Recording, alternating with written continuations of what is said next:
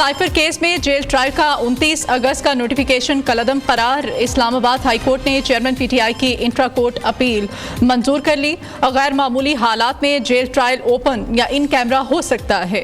13 नवंबर को काबीना मंजूरी के बाद जेल ट्रायल नोटिफिकेशन का माजी पर इत्तलाफ नहीं होगा। ऑफिशियल सीक्रेट एक्ट अदालत के जज की तैनाती भी दुरुस्त करार दे दी गई।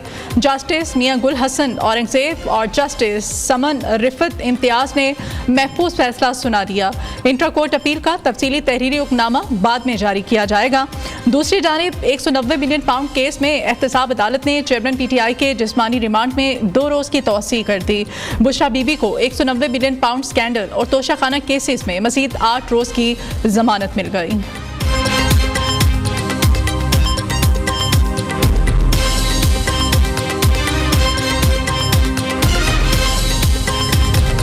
बिलावल भुट्टो के पैदर पैवार मौलाना भी मैदान में उतर आए। रद्द-ए-अमल देते हुए कहा कि बच्चे और बड़े की बात में फ़र्क होता है, सियासत बच्चों के हवाले नहीं होनी चाहिए। बिलावल ने जो बात की इसका निशाना तो पहले उनके अपने वालिद बनते हैं।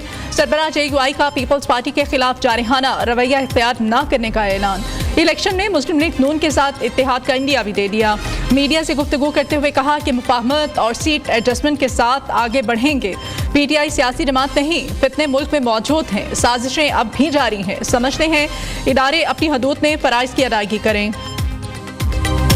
इस बात का मकसद कानून को हाथ में लेना नहीं है। नून लीगी कायद नवाज शरीफ की मौलाना फजल रहमान से मुलाकात, मुल्क की सियासी सूरत हाल, इलेक्शन से मुताल्लिक तबादला ख्याल।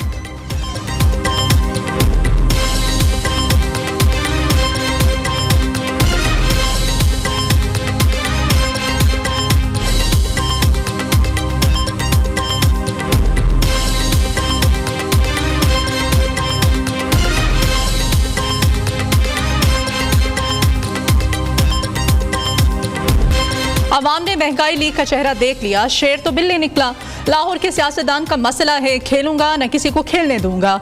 जो 3 बार वजीर आजम बन चुके अब 4थी बार बनकर क्या करेंगे? वो इलेक्शन जीतेंगे ना उन्हें 2/3 अक्सरियत मिलेगी।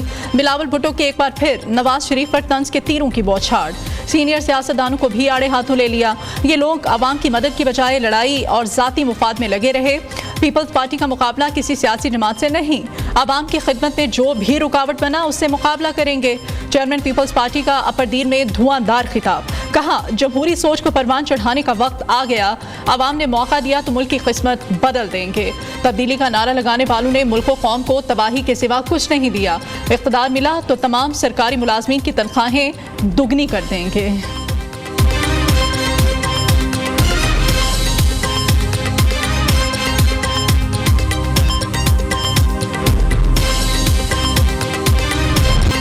मुस्लिम लीग नून तलखियां बढ़ाना नहीं चाहती, इसीलिए बिलावल को उनकी जुबान और अंदाज में जवाब नहीं देना चाहते।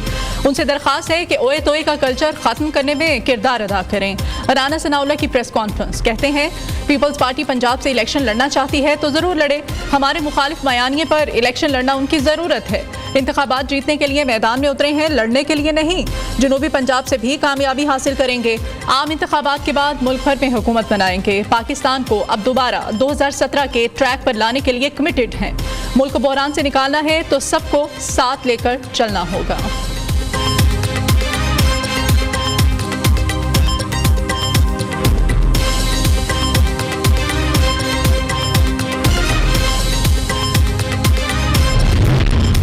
जो बातें उन्होंने की हैं, मेरे नहीं ख्याल कि इसके बाद रियासत मदीना का नाम लेना चाहिए था। तो रियासत मदीना का तो उनका मौक़िफ़ था ना, लेकिन अमली तौर पर क्या उनका असली चेहरा अवाम के सामने नहीं आ गया? कौम के सामने असली चेहरा नहीं आ गया? इमरान खान साहब क्या गुनगुनाते रहे हैं? मैंने तो कहा है कि जी जो बातें उन्होंने की हैं उसके बाद फिर रियासत मदीना का नाम उनको नहीं लेना चाहिए।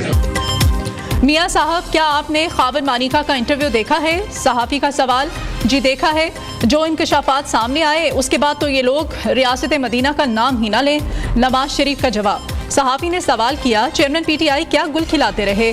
नून लीगी कायद ने जवाब दिया, कहा तो है जो बातें उन्होंने की फिर इसके बाद रियासत मदीना का नाम नहीं लेना चाहिए।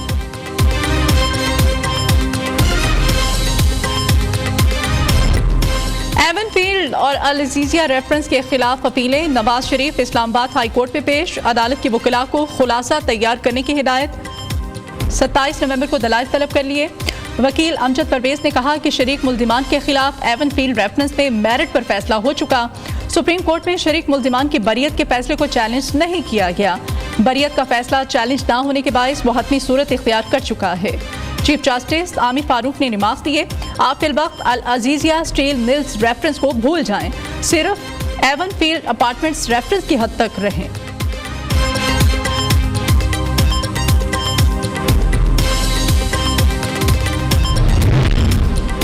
पीरी मुरीदी की आड़ में बुढ़ापे के मुआशके की हकीकत बेनकाब हो गई। मुल्क के वजीर आजम ने मुरीद आजम बनकर इश्क की अजीम दास्तान रकम की। बुशरा बीबी के खातून अव्वल बनने के ख्वाब ने हंसते बसते घर को उजाड़ दिया। फिरदौस आशिक अमान के ताक ताक करवार कहती हैं, फरागोगी को मुआशके की सहूलतकारी का भरपूर सिला दिया गया। पीरी मुरीदी के नाम पर रोमियो जूलियट ही 9 मई के आर्किटेक्ट हैं। मुल्क लूटने के लिए मुर्शद और मुरीद का ढोंग रचाया गया। रियासत मदीना का दावेदार रात देर तक मुर्शद से बातें करता था। चेयरमैन पीटीआई के सहूलतकार हर रोज बेनकाब हो रहे हैं। लीगी रहनुमा तलाल चौधरी ने तनकीदी नश्तर चला दिए। कहते हैं सहूलत की बात करने वाले नवाज शरीफ का मुकाबला नहीं कर सकते। लेवल प्लेइंग फील्ड की सबसे ज्यादा जरूरत नून लीग को है। आबिद शेर अली बोले, नवाज शरीफ को साजिश के तहत इख्तिदार से बाहर किया गया।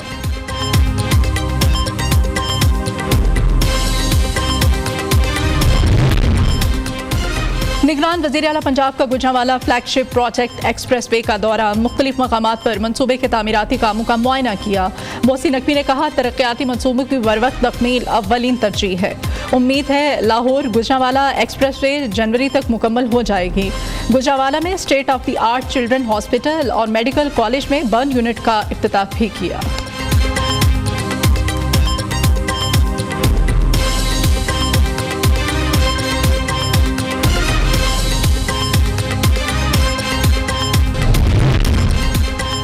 मुल्क की तारीख का सबसे बड़ा एलपीजी कार्गो जहाज पोर्ट कासिम टर्मिनल पहुंच गया। पहली बार एलपीजी कार्गो जहाज 11,000 मैट्रिक टन एलपीजी गैस लाया है।